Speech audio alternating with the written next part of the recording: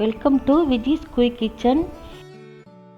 இன்றைக்கி வெஜிடபிள் புலாவ் எப்படி பண்ணுறதுங்கிறத தான் பார்க்க போகிறோம். வாங்க வீடியோக்குள்ளே போய் பார்க்கலாம். இது செய்கிறதுக்கு 2 கப்பு பாஸ்மதி ரைஸ் எடுத்து வச்சுருக்கேன்.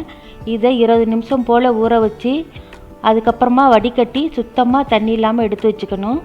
இதுக்கு தேவையான வெஜிடபிள்ஸ் பார்த்துக்கலாம். கேரட், பீன்ஸ், குடமிளகா, பச்சை பட்டாணி இதெல்லாம் 1/2 கப்பு எடுத்துருக்கிறேன். நீலவாக்கில் அரிஞ்ச பெரிய வெங்காயம் 1, 6 பச்சை மிளகாய் எடுத்திருக்கேன். அடுத்தது தாளிக்கிறதுக்காக 1 பிரியாணி இலை, 3 ஏலக்காய், 2 மராட்டி மொக்கு, 2 அன்னாசி பூ, 6 கிராம்பு, 2 பட்டைத்துண்டு, இஞ்சி பூண்டு விழுது 2 ஸ்பூன். இப்போ இதை செய்ய ஆரம்பிச்சிடலாம். குக்கரில் ஒரு 7-8 ஸ்பூன் போல் ஆயில் விட்டுக்கலாம். எண்ணெய் சூடேறினதும் நம்ம தாளிக்க எடுத்து வச்ச எல்லா பொருளையும் அதில் போட்டுக்கலாம். நல்லா கலந்து விட்டுக்கோங்க, பொரியட்டும். எல்லாம் பொரிஞ்சதும் இப்போது பச்சை மிளகாய் சேர்த்துக்கலாம். பச்சை மிளகாய் கொஞ்சம் வதங்கினதும் இப்போது வெங்காயம் சேர்த்துக்கலாம்.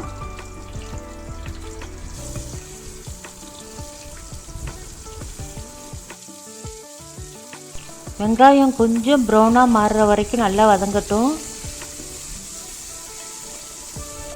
நல்லா வதங்கினதும் இப்போது 2 ஸ்பூன் போல் இஞ்சி பூண்டு விழுது சேர்த்துக்கலாம்.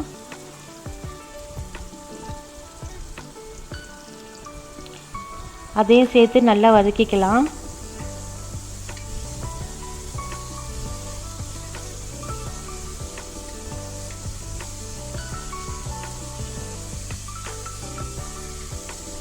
இஞ்சி பூண்டு பச்சை வாசனை போனதுக்கப்புறமா 1 ஸ்பூன் கரம் மசாலா சேர்த்துக்கலாம்.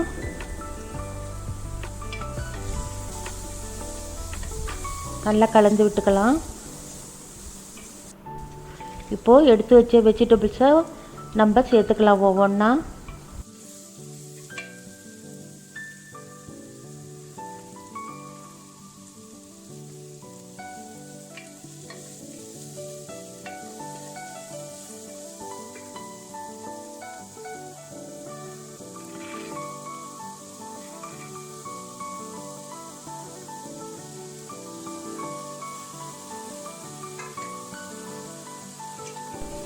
எண்ணெயில் காயெல்லாம் நல்லா வதங்கணும். காயெல்லாம் எண்ணெயில் வதங்கினா தான் நல்ல டேஸ்ட் வரும். அதனால் ஆயில் பத்தலைன்னா கூட இப்போ கொஞ்சம் விட்டுக்கலாம். ஒரு 5 நிமிஷம் போல் நல்லா வதங்க விடுங்க. நல்லா வதங்கினதும் வடிகட்டி எடுத்து வச்சுருந்த பாஸ்மதி ரைஸை அதில் போட்டு கலந்துக்கலாம்.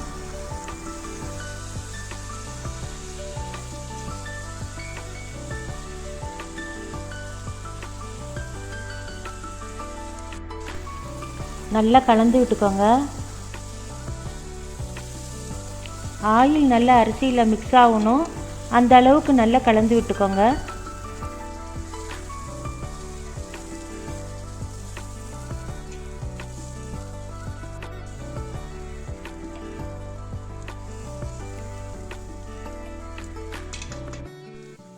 நல்லா மிக்ஸ் ஆனதும் 2 கப்பு பாஸ்மதி ரைஸுக்கு 4 கப்பு தண்ணி சேர்த்துக்கிறேன்.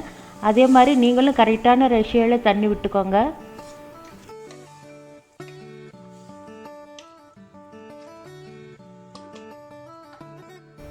இப்போது தேவையான அளவு உப்பு சேர்த்துக்கலாம். கலந்து விட்டுக்கலாம் நல்லா.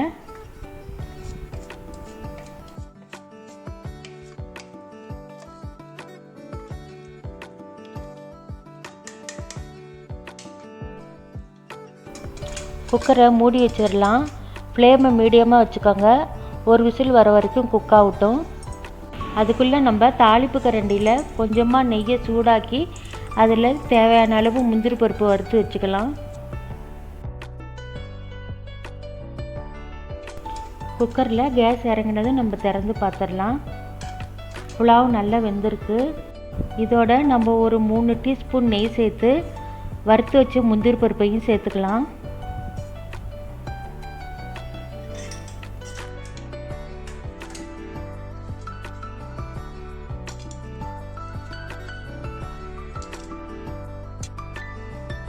இப்போ இதை மிக்ஸ் பண்ணிக்கலாம். பாருங்கள், புலாவ் ரொம்ப தனித்தனியாக சூப்பராக வெந்து வந்திருக்கு.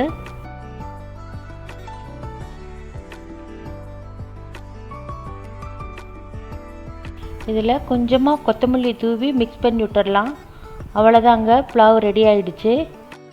இது ரொம்பவே டேஸ்ட்டாக இருக்கும். நீங்களும் உங்கள் வீட்டில் ட்ரை பண்ணி பார்த்துட்டு எப்படி இருக்குன்னு கமெண்ட்ஸில் சொல்லுங்கள். இந்த ரெசிபி உங்களுக்கு பிடிச்சிருந்ததுன்னா மறக்காமல் லைக் பண்ணுங்கள், ஷேர் பண்ணுங்கள், சேனலுக்கு சப்ஸ்கிரைப் பண்ணிவிடுங்க. தேங்க்யூ.